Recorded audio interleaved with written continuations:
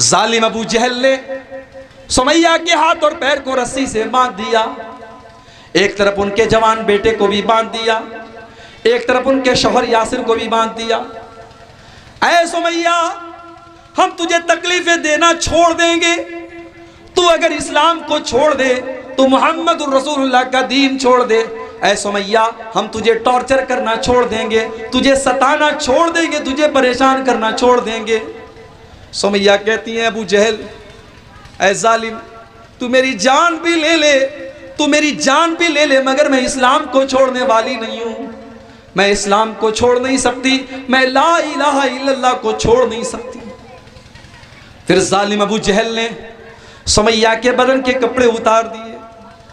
जवान बेटा सामने बधा हुआ है, शौहर सामने बधा हुआ है, जवान बेटे के सामने उसकी मां को नंगा कर दिया गया, मादरजात बरहना कर दिया गया, सर से पैर तक नंगा कर दिया गया। ऐ सुमैया, तेरी इस्तिकामत पर कुर्बान जाऊं, तेरे ईमान पर कुर्बान जाऊं। ऐ सुमैया, तूने अपने जवान बेटे के सामने नंगा होने की अज़ियत को तो बर्दाश्त कर लिया, मगर ऐ सुमैया, तूने इस्लाम को छोड़ना गवारा न किया, तूने तौहीद से समझौता करना गवारा न किया। फिर अबू जहल ने बड़ी बेदर्दी के साथ सुमैया को नंगा करने के बाद उनकी शर्मगाह पर बर्छी से हमला करके उनके बेटे के सामने उनको शहीद कर डाला। ओ लोगो, ओ मेरी प्यारी माँ और बहनों, इस्लाम तो वो नेमत है जिस नेमत को बचाने के लिए सुमैया ने जान दे दी, मगर इस नेमत को उसने नहीं गंवाया।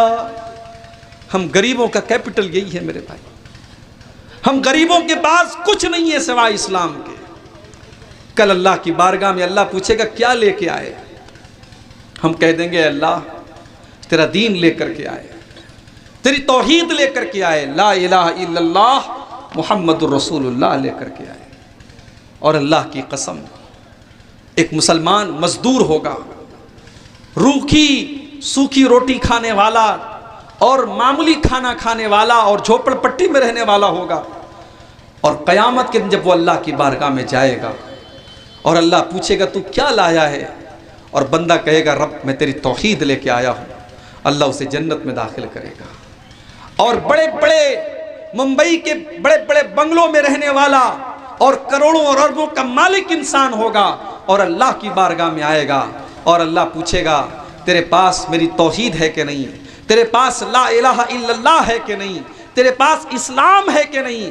बंदा कहेगा अल्लाह मेरे पास दौलत बहुत है, मेरे पास सोना चांदी बहुत है, मेरे पास प्रॉपर्टी बहुत है। अल्लाह कहेगा सब कुछ है तेरे पास तौहीद है कि नहीं, तेरे पास इस्लाम है कि नहीं। अगर बंदा कहेगा इस्लाम नहीं है मेरे पास, तो अल्लाह ताला ऐसे इंसान को जहन्नम में दाखिल करेगा। मेरे प्यारे साथियों, हमारी सबसे बड़ी अगर दौलत है तो यही ईमान है, यही इस्लाम। इसीलिए अल्लाह से दुआ किया करो कि अल्लाह हमको इस्लाम के अंदर आने के बाद अब इस्लाम से कभी निकलने की नौबत हम पर ना आए। इसीलिए अल्लाह से दुआ किया करो, रब्बना ला तुज़िग़ क़ुलूबना बअद इज़ हदैतना। ऐ हमारे रब, ऐ हमारे परवरदिगार, जब तूने हमको हिदायत अता फरमा दी तो हिदायत के कबूल कर लेने के बाद और इस्लाम के अंदर आ जाने के बाद ऐ अल्लाह कभी भी हमारे दिलों के अंदर कजी ना आने पाए, कभी भी हमारे दिलों के अंदर गुमराही ना आने पाए, हमें गुमराही से बचा करके रखना। और जानते हो सवारी पर बैठने की दुआ याद है कि नहीं? मेरी 3 साल की बच्ची को याद है माशाअल्लाह। और अभी हमारे सिकंदर साहब का बेटा हदीसों को सुना रहा था, बड़ा अच्छा लग रहा था। अपने बच्चों को मेरे भाइयों ये सब सिखाना चाहिए। सवारी पर बैठने की दुआ आप जब पढ़ेंगे, आपके छोटे छोटे बच्चे आपको पढ़ता हुआ देख करके आपको सिखाना नहीं पड़ेगा, ऑटोमेटिक सीख जाएंगे। और सवारी की जब आप दुआ पर गौर कीजिएगा, दुआ के उन अल्फाज में हमने अल्लाह से क्या क्या नहीं मांग लिया मेरे भाइयों, उस दुआ के अंदर हमने सब कुछ मांग लिया। जैसे हम सवारी के ऊपर बैठे, हमने कहा सुब्हानल्लज़ी सख्खर लना हाज़ा, बड़ी पाक है वो ज़ात जिसने इस सवारी को हमारे कंट्रोल में किया है। हम तो इसको अपने काबू में नहीं कर सकते थे। वमा कुन्ना लहू बिमुकरिनीन, हम इस सवारी को अपने कंट्रोल में नहीं कर सकते थे। जो वो तो अल्लाह की ज़ात है जिसने इस सवारी को हमारे कंट्रोल में किया है। अल्लाहुम्मा हव्विन अलैना सफ़रना हाज़ा, अय अल्लाह तू हमारे सफ़र को आसान कर दे। वत्वे अन्ना बोदा, और अल्लाह तू सफ़र की दूरी को लपेट दे, तू सफ़र के फासले को कम कर दे। अल्लाहुम्मा इन्ना नऊज़ु बिका मिन वसाइस सफ़र, आय अल्लाह मैं तेरी पनाह चाहता हूँ सफ़र में आने वाली परेशानियों से। व कआबतिल मंज़र, और सफ़र के अंदर कोई बुरा मंज़र मैं देख लूँ, मैं इससे भी तेरी पनाह चाहता हूँ। वसूइल मुनक़लब फिल माली वल अहल, और आय अल्लाह जब मैं सफ़र से अपने घर लौटूँ तो अपने बीवी बच्चों को किसी ख़राब हालत में न देखूँ, किसी बुरी हालत में न देखूँ। और इसी दुआ के अंदर अल्लाह के नबी एक और दुआ करते थे, वमीनल हौरी बादल कौरी, और आय अल्लाह मैं तेरी पनाह चाहता हूँ हौर से, कौर के बाद हौर से तेरी पनाह चाहता हूँ। ये हौर का मतलब क्या है और कौर का मतलब क्या है? पगड़ी देखो, पगड़ी बोलो भाई, पगड़ी देखो नहीं देखो? क्या बोलते हैं पगड़ी को बंगला में? पोगड़ी, पगड़ी बोलते हैं, घुमाते नहीं उसको, पोगड़ी नहीं बोलते। तो पगड़ी को अरबी में पगड़ी के लपेटने को बोलते कौर। कौर कीजिएगा, पगड़ी के लपेटने को क्या बोलते? कौर। अलकौर का मतलब पगड़ी को लपेटना, और अलहौर का मतलब पगड़ी को खोल देना। अल्लाह के नबी क्या दुआ कर रहे हैं? आय अल्लाह मैं तेरी पनाह चाहता हूं मिनल हौरी बादल कौर, इस्लाम की पगड़ी को लपेटने के बाद है अल्लाह इस्लाम की पगड़ी खुल न जाए। कभी आपने गौर किया होगा, पगड़ी को बांधने के टाइम बड़ी मेहनत लगती है, बड़ा सेट करना पड़ता है, बड़ा डिज़ाइन देखना पड़ता है, आईने के सामने खड़ा होना पड़ता है, लेकिन पगड़ी को खोलने में कोई टाइम नहीं लगता। आपने गौर किया होगा कि मकान को बनाने में बड़ी मेहनत लगती है, लेकिन मकान को गिराने में बुलडोजर का एक हमला काफी होता है। अल्लाह के नबी दुआ करते हैं कि आय अल्लाह मैं तेरी पनाह चाहता हूँ इस्लाम के अंदर आ जाने के बाद मैं दोबारा मुर्तद हो जाऊँ, मैं दोबारा इस्लाम को छोड़ दूँ, तेरी इताअत के रास्ते पर आ जाने के बाद मैं तेरी नाफरमानी का काम करूँ। आय अल्लाह मैं इन तमाम चीज़ों से तेरी पनाह चाहता हूँ। एक इंसान पहले से गलत काम कर रहा है, वो बुरा कर रहा है, मगर एक इंसान सीधे रास्ते पर आने के बाद गलत काम करे, ये ज्यादा अफसोस की बात है। एक आदमी ऑलरेडी नमाज नहीं पढ़ रहा था, वो भी गलत कर रहा है, मगर एक नमाज पढ़ने लगा था, पांचों टाइम का पाबंद हो गया था, उसके बाद उसने नमाज छोड़ दी, ये ज्यादा अफसोस की बात है। अल्लाह के नबी दुआ कर रहे हैं, आए अल्लाह मैं तेरी पनाह चाहता हूं हौर कौर के बाद हौर से, तेरी इताअत के काम करने के बाद तेरी नाफरमानी का काम मैं करूं, इससे मैं तेरी पनाह चाहता हूं। इसीलिए मेरे भाइयों अल्लाह के नबी ये भी दुआ किया करते थे, या मुक़ल्लिबल क़ुलूब, ऐ दिलों के फेरने वाले, सब्बित क़ल्बी अला दीनिक, आय अल्लाह तू मेरे दिल को अपने दीन के ऊपर साबित कदम कर दे, जमा दे। दिल जो है ना, दिल को अरबी में कल्ब बोलते हैं। जानते हो दिल को कल्ब क्यों बोलते हैं? कल्ब के माने अरबी में होते हैं पलटना। दिल हमेशा पलटता रहता है, दिल चेंज होता रहता है, दिल कभी एक हालत में नहीं रहता है। इसीलिए दिल का नाम कल्ब पड़ा, क्योंकि दिल हमेशा पलटता रहता है, और जब दिल पलटता रहता है तो अल्लाह के नबी दुआ करते थे कि ऐ दिलों के पलटने वाले, ऐ दिलों के चेंज करने वाले, ऐ अल्लाह मेरे दिल को अपने दीन के ऊपर स्टेबल कर दे, मेरे दिल को अपने दीन के ऊपर फिक्स कर दे, मेरे दिल को अपने दीन के ऊपर जमा दे, मेरे दिल के अंदर कभी गुमराही ना आए, कभी कोई कजी ना आए, कभी कोई टेढ़ापन ना आए। जब अल्लाह के नबी ये दुआ करते थे तो हज़रत अनस बिन मालिक रज़ी अल्लाह ताला अन्हु ने पूछा कि अल्लाह के नबी, क्या आपको हमारे बारे में भी डर है? हम तो आपके ऊपर ईमान लाए, हमने इस्लाम कबूल कर लिया, कि आपको हमारे बारे में भी डर है कि हमारा दिल पलट जाएगा? अल्लाह के नबी ने फरमाया, ऐ अनस, इन्ना क़ुलूब बनी आदम बैन उसबुअैन मिन असाबिर रहमान, ऐ अनस तमाम के तमाम इंसानों के दिल अल्लाह ताला की 2 उंगलियों के दरमियान है। अब अल्लाह की 2 उंगलियां कैसी हैं हमें नहीं पता, लेकिन अल्लाह की उंगली है। हम नौजुबिल्लाह ये नहीं कह सकते कि अल्लाह की उंगली हमारी उंगली की तरह है। अल्लाह की उंगली है, हम ईमान रखते हैं। अब अल्लाह की उंगली कैसी है, कैफियत हम नहीं जानते। सारे आदम के औलाद के दिलों को अल्लाह ताला अपनी 2 उंगलियों के दरमियान घुमाता रहता है। इसीलिए मैं अल्लाह से दुआ करता हूं कि ऐ दिलों के फेरने वाले और ऐ दिलों के पलटने वाले, तू मेरे दिल को अपने दीन के ऊपर साबित कदम रख दे। आज मेरे भाइयों, इस दुआ को हमें और आपको पढ़ने की जरूरत है। यह फितरों का दौर है और नबी ने इस दौर के बारे में कहा था कि शाम को आदमी मुसलमान होगा, सुबह को काफिर होगा, सुबह को मुसलमान होगा, शाम को काफिर होगा। और आज वो दौर और हालात हम देख रहे हैं मेरे भाई।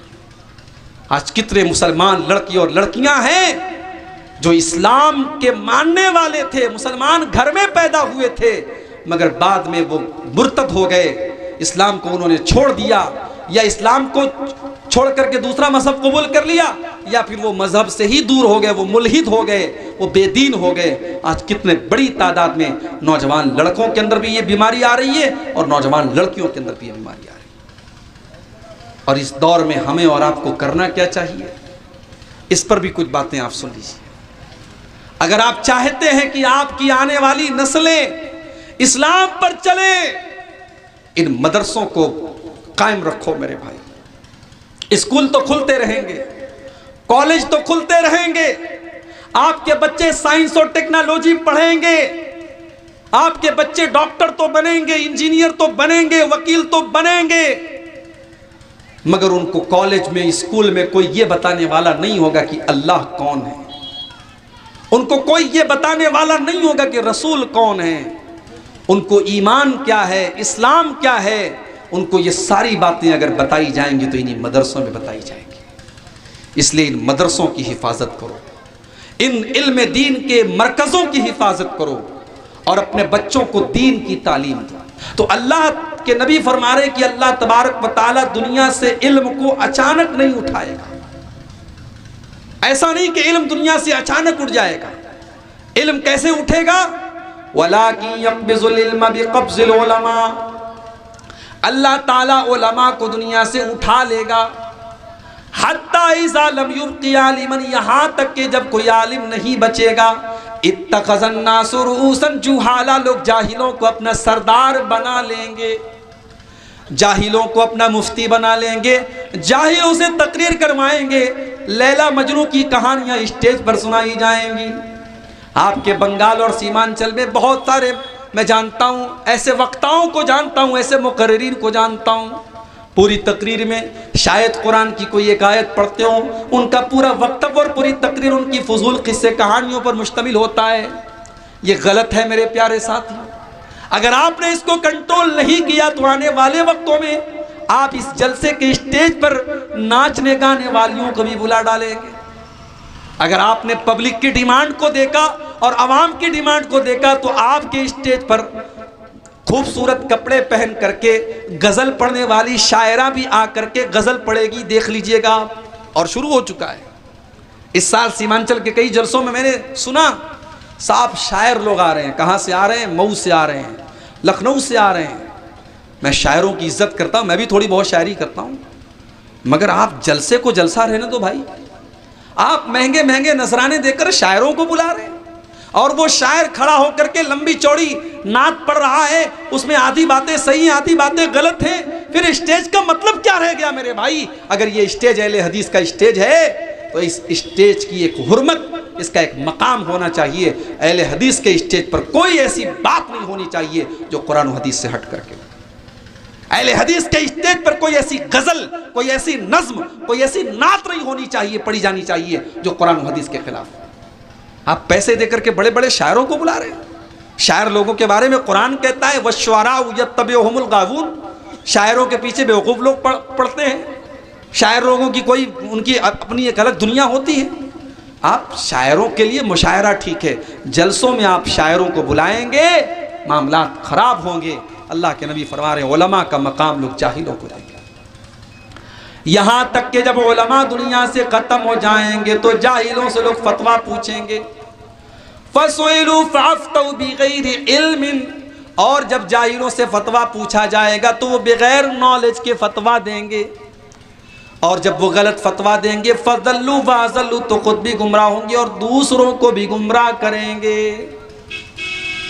एक और हदीस में अल्लाह के नबी फरमाते हैं कि क़यामत की एक निशानी ये भी है कि अल्लाह ताला इल्म को दुनिया से उठा लेगा और जहालत बहुत ज़्यादा फैल जाएगी। किशनगंज में तो बड़े बड़े यूनिवर्सिटीज़ और बड़े बड़े कॉलेजेस खुल रहे हैं, बनारस में इतने बड़े बड़े इदारे मौजूद हैं, स्कूल और कॉलेज तो बराबर खुल रहे हैं, मदरसों की भी कोई कमी नहीं है। तो फिर अल्लाह के नबी के कहने का क्या मतलब है कि इल्म को उठा लिया जाएगा? मतलब यही है, मदरसे तो चलेंगे मगर मदरसों में पढ़ने वाले और पढ़ाने वाले नहीं बचेंगे। मुसलमानों के बच्चे इन मदरसों में पढ़ेंगे नहीं और मुसलमान अपने बच्चों को पढ़ाना भी नहीं चाहेगा। लोग इल्म तो हासिल करेंगे मगर इल्म दुनिया हासिल करेंगे, इल्म दीन हासिल नहीं करेंगे, कुरान और सुन्नत का इल्म लोग हासिल नहीं करेंगे। और आगे अल्लाह के नबी एक दूसरी हदीस में फरमाते हैं कि क़यामत के पहले एक ऐसा दौर भी आएगा, ऐसा दौर भी आएगा, ला युदरा मा सलातुन वला सियामुन वला सदका।